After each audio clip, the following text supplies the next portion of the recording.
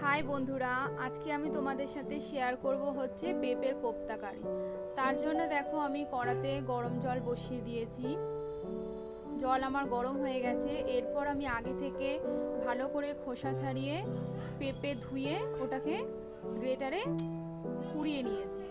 এখন সেদ্ধ হয়ে গেছে।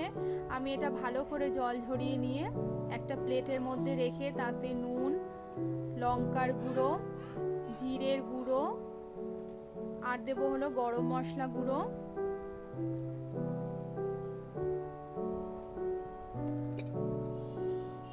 সামান্য চিনি আর 2 চামচ মতন আমি এখানে ময়দা দেব।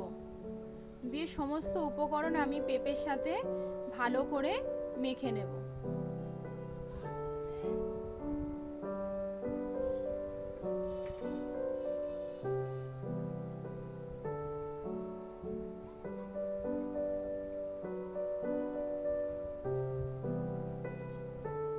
এখন দেখো এটা আমার পুরো ভালো করে মাখা হয়ে গেছে। আমি কড়া বসিয়ে দিয়েছি, কড়ার মধ্যে তেল গরম হয়ে গেছে। এবার আমি এক এক করে পেঁপের কোপ্তাগুলো ভেজে নেব।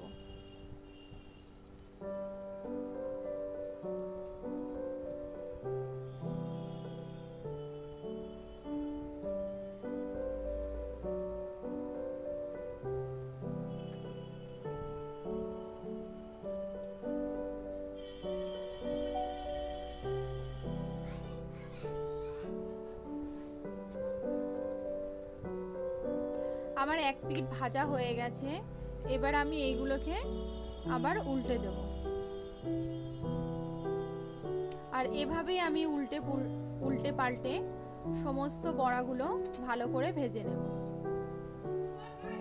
এখন দেখো বড়া আমার ভাজা হয়ে গেছে।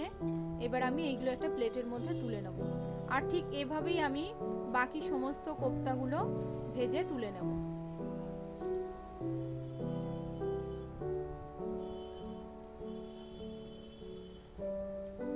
তো দেখো বন্ধুরা, আমার এইভাবে সমস্ত কোপ্তাগুলো ভাজা হয়ে গেছে। আমি আবারও গ্যাসে কড়া বসিয়ে দিয়েছি। এবার দিয়েছি সর্ষের তেল। তারপর আমি দেব হলো গোটা জিরে আর দেব 2টো তেজপাতা। জিরে আর তেজপাতা আমি ভালো করে তেলের মধ্যে ভেজে নেব। এরপর আমি আদা, রসুন আর কাঁচা লঙ্কা বাটা তেলের মধ্যে দিয়ে নাড়াচাড়া করতে থাকবো। তারপর দিয়ে দেবো হলো আমি টমেটো বাটা। টমেটো বাটাটা আমি আদা রসুনের সাথে ভালো করে ভেজে নেব। তারপর দিয়ে দেবো পেঁয়াজ বাটা। পেঁয়াজ বাটাটা দিয়ে আমি ভালো করে এটা কষাতে থাকবো। এরপর আমি দিয়ে দেবো হলো পরিমাণ মতো নুন। তারপর দেবো হলুদ গুঁড়ো। এরপর দেবো আমি জিরের গুঁড়ো। এইবার আমি সমস্ত মশলাগুলো দিয়ে ভালো করে কষাতে থাকবো।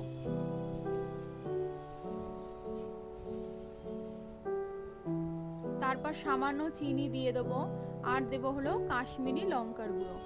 আর অল্প পরিমাণ একটু জল দিয়ে আমি মশলাটা ভালো করে কষাতে থাকবো। সামান্য জল না দিলে মশলাটা আমার গায়ে লেগে যাচ্ছিল, সেই জন্য অল্প সামান্য জল দিয়ে আমি এটা ভালোভাবে কষিয়ে নেব।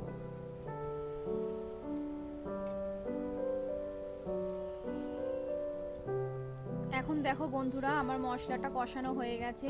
এবার আমি দিয়ে দেবো এর মতো পরিমাণ মতো জল।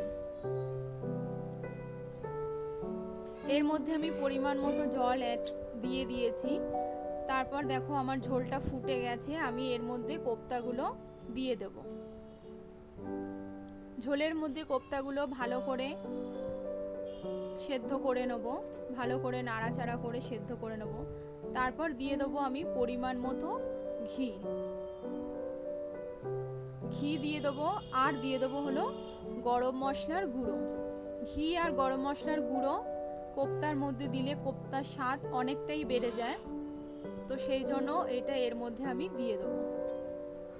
তো বন্ধুরা, তোমাদের যদি আমার ভিডিও ভালো লাগে তাহলে লাইক, কমেন্ট, শেয়ার করো। সাবস্ক্রাইব করতে ভুলো না। সাবস্ক্রাইব করে আমার পাশে থেকো। এরপর আমি দিয়ে দেবো ওপর থেকে ধনেপাতা কুচি।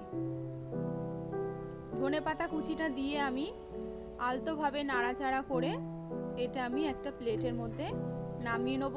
এখন আমার কোপ্তা কারিটা একদম রেডি। এটা খেতে অনেক সুস্বাদু হয়, তোমরা অবশ্যই এটা বাড়িতে বানাবে আর আমাকে কমেন্ট করে বলবে যেটা কেমন হয়েছে। তো দেখো বন্ধুরা, আমার কোপ্তা কারির কালারটা ঠিক এরকমই এসেছে আর এটা খেতেও কিন্তু অনেক ভালো হয়েছে। তোমরা এটা অবশ্যই বাড়িতে বানাবে।